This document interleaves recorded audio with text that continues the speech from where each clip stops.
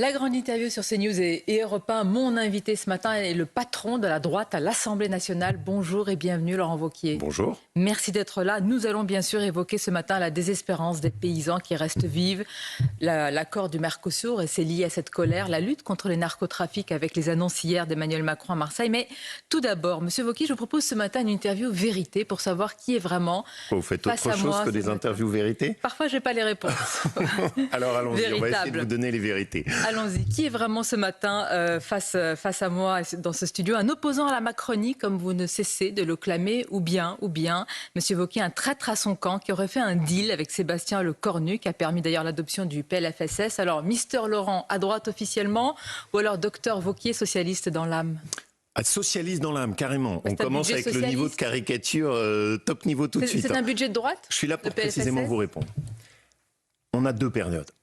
Il y a une période actuelle qui n'est pas insatisfaisante, qui n'est pas parfaite, dans laquelle, oui, on est amené à prendre des choix entre éviter le pire pour le pays, et je rêverais de pouvoir vous dire qu'on peut faire une politique de droite avec une assemblée où il n'y a pas de majorité de droite. Mais ce n'est pas le cas. Dans cette période, on a fait un choix, et je l'assume, qui est de donner de la sérénité un minimum au pays, un minimum de stabilité, oui, d'avoir contribué à faire passer un budget pour l'assurance maladie et la sécurité sociale. Donc vous avez bien fait un deal avec le Premier ministre. Mais ce n'est pas un deal. Un compromis. Non. Vous avez topé dans la main. C'est un choix. Et le choix, je l'assume, on a fait le choix de ne pas s'opposer au budget de l'assurance maladie. On parle de quoi? On parle du budget de nos hôpitaux. On parle de 2 milliards d'euros supplémentaires. Non, on va le prendre étape après étape. On parle du budget de l'assurance maladie. On parle du budget des hôpitaux. Et donc oui, on a été amené à faire un choix qui était de se dire, bon, est-ce qu'on s'oppose à la suspension de la réforme des retraites, ou est-ce qu'on fait le choix de se dire, il vaut mieux qu'il y ait un budget pour financer nos hôpitaux et nos maisons de retraite? J'assume de ne pas m'être opposé au budget de l'assurance maladie dans notre pays. Vous assumez d'avoir cédé à des négociations derrière boutique parlementaire. Vous assumez d'avoir ramené la politique à son plus petit dénominateur commun, c'est-à-dire votre survie. Madame Mabrouk, j'assume d'avoir mis dans le budget du PLFSS la défiscalisation intégrale des heures supplémentaires. C'est une mesure de gauche, ça? J'assume, Madame Mabrouk, de m'être opposé à toutes les augmentations d'impôts des socialistes qui étaient prévues et d'en avoir fait sauter 90%. Il était prévu, par exemple, une augmentation de CSG sur l'assurance vie, les plans d'épargne logement, les revenus locatifs, on l'a fait sauter. J'assume de m'être battu pour revaloriser la totalité des retraites, ce qui n'était pas prévu, et de le financer par des économies supplémentaires. J'assume de m'être battu pour la médecine libérale qui était prévue d'être massacrée. Alors non. Ça n'est pas un budget socialiste, ça n'est pas un budget parfait, et je vais aller jusqu'au bout de ma phrase, si vous me permettez. Ça n'est pas un budget parfait, mais c'est un budget dans lequel on a été amené à faire un choix, et je l'assume, il vaut mieux un budget de l'assurance maladie pour notre pays. Et si on n'est même pas capable en France de s'entendre sur ce sujet, qui est quand même théoriquement un sujet de consensus, alors on ne peut plus rien faire. Alors vous assumiez hier, Monsieur Wauquiez, permettez une question. Je voudrais juste un dernier point, si vous me permettez. Vous assumiez hier d'être l'opposant principal à Emmanuel Macron. Vous assumiez de ne pas avoir de ministre dans le gouvernement. Vous assumiez d'être dans une opposition frontale. Et ce matin, vous assumez de voter le budget de Monsieur Lecornu. Qu'il soit bon ou mauvais d'ailleurs. Mais l'année dernière, qu'est-ce qu'on a fait? Bruno Retailleau était au gouvernement. On avait des ministres au gouvernement. On a voté le budget. Vous les avez toujours. On a voté le budget de la sécurité sociale. Le choix, Madame Mabrouk, on l'a fait il y a 1 an et demi. Et oui, ce choix, vous pouvez le contester, mais moi, je le défends. Monsieur Retailleau n'est pas sur votre ligne pour ce budget-là. Oui, et on l'était. C'est quand même la ligne du parti. Mais le choix qu'on a fait il y a plus d'1 an et demi, c'est de dire dans cette période, on essaye de contribuer à trouver des solutions. Est-ce que ça me réjouit? Non. Est-ce que je préférerais d'avoir un budget qui soit plus offensif? Bien sûr. Mais j'assume de dire oui. Je préfère qu'on ait donné un budget à la France pour qu'on puisse commencer l'année avec un financement pour nos hôpitaux. J'entends, mais je vais poser la question plus directement. Lorsque Bruno Retailleau était ministre de l'Intérieur, vous refusiez toute participation à un moment. Vous le disiez, vous l'avez dit ici même. Mais, DLR, on ne comprend pas aujourd'hui. On ne comprend pas aujourd'hui que vous diluiez même pas dans le macronisme, mais dans le socialisme. Mais pardon, c'est n'importe quoi de dire ça. Est-ce que je suis au gouvernement? Est-ce que je suis rentré au gouvernement? Vous faites mieux, Monsieur Wauquiez. Pas du tout. Si, vous permettez à Monsieur Lecornu de sauter une haie, et pas n'importe quelle haie, avec un PLFSS qui nous fait 2 milliards d'euros supplémentaires. Mais je n'en ai rien à faire de Monsieur Lecornu, c'est pas ça mon sujet. Mon sujet, c'est qu'on donne un budget à notre pays. C'est d'abord les intérêts du pays avant les intérêts du parti, ce que vous allez me dire? C'est pas ça ce que je vais vous dire. Ce que je vais vous dire, c'est vous me dites ce budget, il est épouvantable. Ah bon? C'est à peu près exactement le même déficit que l'année dernière dans le budget de François Bayrou. Ils sont contentés. Est-ce que je trouve ça parfait? Je vous l'ai dit non. Est-ce que je préfère qu'on ait un budget que pas de budget? Je vous réponds oui. Est-ce que j'assume le choix qu'on fait en ce moment? de donner un minimum de sérénité et de stabilité à notre pays dans cette période difficile. Oui. Est-ce que pour autant j'oublie le rendez-vous qui sera la grande explication de 2027? En aucun cas. Est-ce que je suis devenu socialiste? Merci beaucoup du compliment. Mais non, je reste fondamentalement de droite et je reste évidemment concentré sur ce qui doit être notre objectif proposé en 2027, un chemin à droite. Mais quelle était l'alternative? Vous vouliez que je vote avec LFI le budget?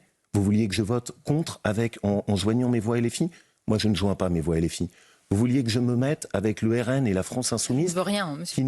J'interroge votre cohérence ce matin. Qui ne propose même pas la suspension de la réforme des retraites, mais l'abrogation. Où est ma cohérence? Ma cohérence, c'est que dans cette période imparfaite, j'essaye d'épargner le pire à notre pays et lutter contre les augmentations d'impôts folles, essayer de trouver un budget qui soit acceptable. Oui, ça suppose parfois de faire des compromis. C'est pas précisément mon caractère, mais je pense que dans cette période, il faut que tout le monde fasse des efforts. Donc la cohérence, c'est toujours la même. C'est d'essayer de trouver un minimum de stabilité et de le faire en protégeant au maximum les Français. On poursuit sur cette recherche de la cohérence sur ce différents sujets. Plus largement, Laurent Wauquiez, vous ne cessez d'appeler d'ailleurs à la clarté, au courage et à la confrontation saine des idées. Mais où étiez-vous quand Jean-Luc Mélenchon a baladé tout le monde? Je ne vois pas d'autre expression lors de son audition dans la fameuse commission d'enquête parlementaire sur les liens supposés ou avérés avec les islamistes, celle pour laquelle vous avez tant bataillé. Qu'aviez-vous de plus important, vous et vos alliés, à faire que d'être présent face avec Jean-Luc Mélenchon? Madame Mabrouk, vous savez qu'il y a une règle à l'Assemblée nationale. Vous assistez à une séance de une commission d'enquête si vous en êtes membre. Je ne suis pas membre de la commission d'enquête. Et ça fait partie des règles implicites dans le fonctionnement de l'Assemblée. Un président de groupe, en général, ne prend pas la conduite d'une commission d'enquête. C'est comme ça. Vous et vos alliés étaient en nombre lors de cette commission, dans cette audition en particulier? Mais surtout, Madame Mabrouk, c'est quand même important, monsieur. Vous n'allez quand même pas tomber dans le panneau du numéro de comédien qu'a donné monsieur Mélenchon. Vous pensez qui est tombé dans le panneau, monsieur Wauquiez? Mais je vais vous dire. Parce que ce qui va être intéressant, c'est que ce rapport, il va sortir. Il sort d'ailleurs aujourd'hui. Et j'espère que vous allez en parler. Parce que plutôt que de parler du numéro de Guignol de M. Mélenchon... Oh, Guignol? Oui, parce que c'était un vrai numéro de comédien. Qu'est-ce qu'il a fait? Un numéro en disant... Personne n'a trouvé rien à dire lors de cette audition face à lui. C'est ce que nous avions noté. Et je trouve que le niveau sonore de ceux qui étaient en face n'était pas à la hauteur. Y compris dans votre camp?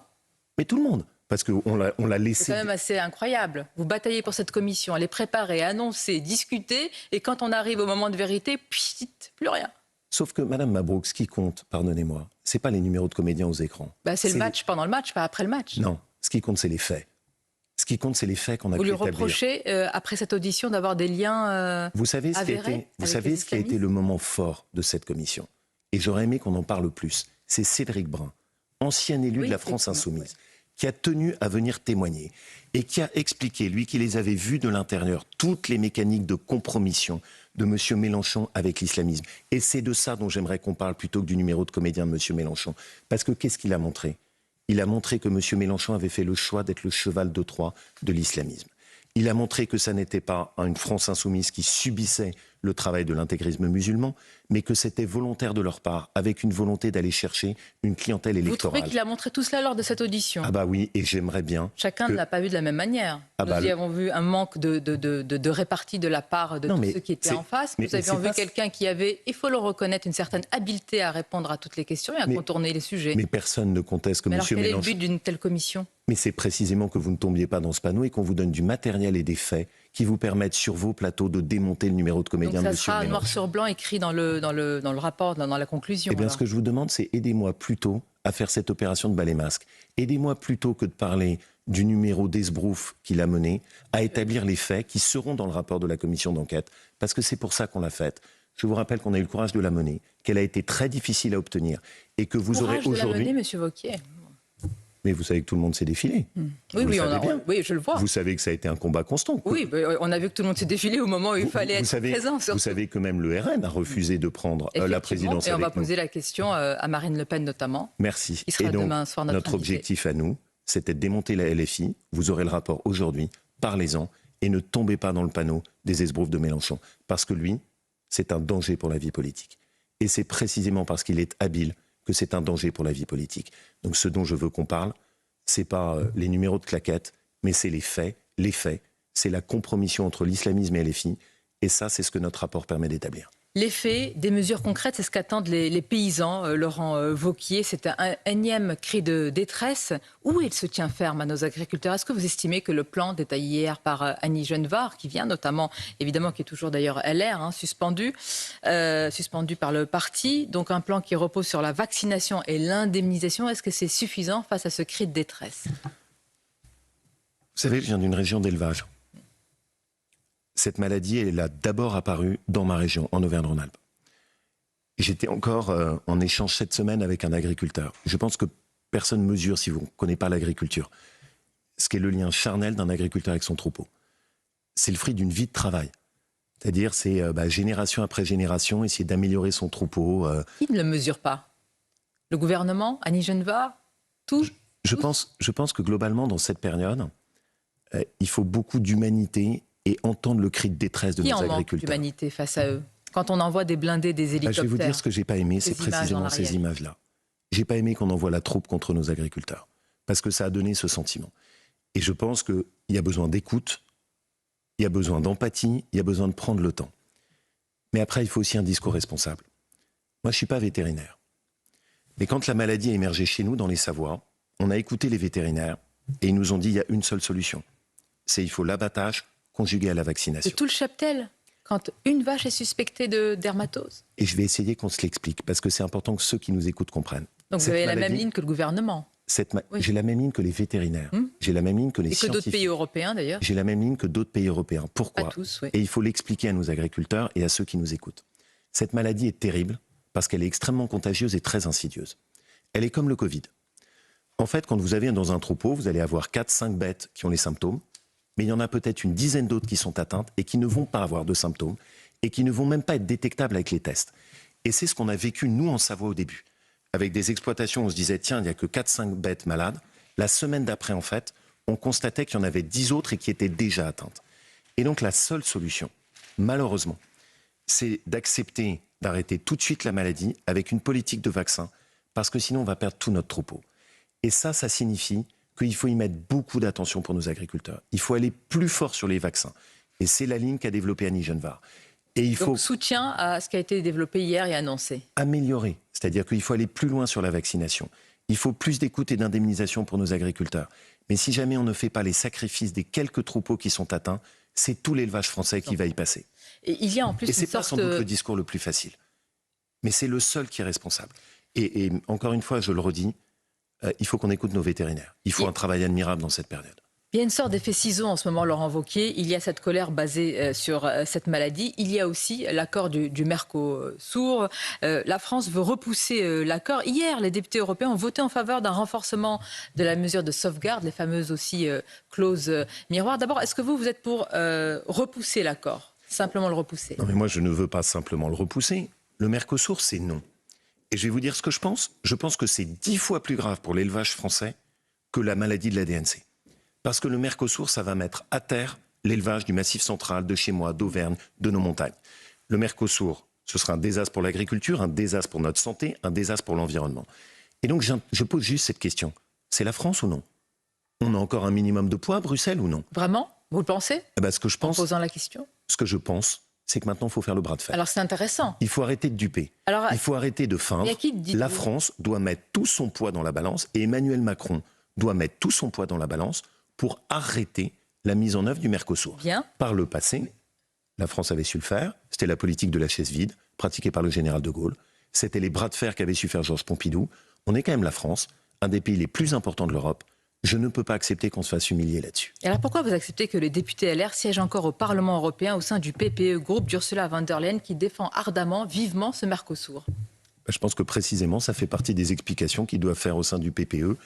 Si j'étais François-Xavier Bellamy, je ne continuerai pas à cautionner cette politique du PPE. Voilà, après, c'est à lui d'en tirer les conséquences. Vous êtes du même parti, quand même. Oui, et c'est pour ça que je pense que c'est important qu'il puisse réagir avec force et qu'on arrête de se faire duper par Ursula von der Leyen, qui, dans le dos de la France, poignarde l'agriculture française. Je vous propose pour conclure certaines questions rapides, Laurent Wauquiez. Si vous pouvez apporter des Ça avait bien commencé, on va bien finir. C'est rapide. Attendez, c'est pas terminé. Allez-y. Nicolas Sarkozy refuse le barrage du Front républicain contre le parti de Marine Le Pen et a même déclaré que Jordan Bardella lui faisait penser à Jacques Chirac. Alors, est-ce que pour vous, Jordan Bardella, c'est un petit gars du RPR? Non. Et pour une raison toute simple, c'est qu'un parti qui explique qu'on ne va pas baisser la dépense publique, qui ne veut pas arrêter l'assistanat, qui explique qu'il n'est pas de droite, bah pour moi, ce n'est pas le RPR. Si vous voulez être de droite, il faut être de droite sur la sécurité, il faut être de droite sur l'immigration, il faut être de droite contre l'assistanat, il faut être de droite sur l'économie. Pas à moitié. Alors, faut être de droite. Et vous êtes pour la primaire jusqu'à Sarah Knafo. Oui. Et pourtant, vous avez fait des alliances aux dernières municipales avec le MoDem.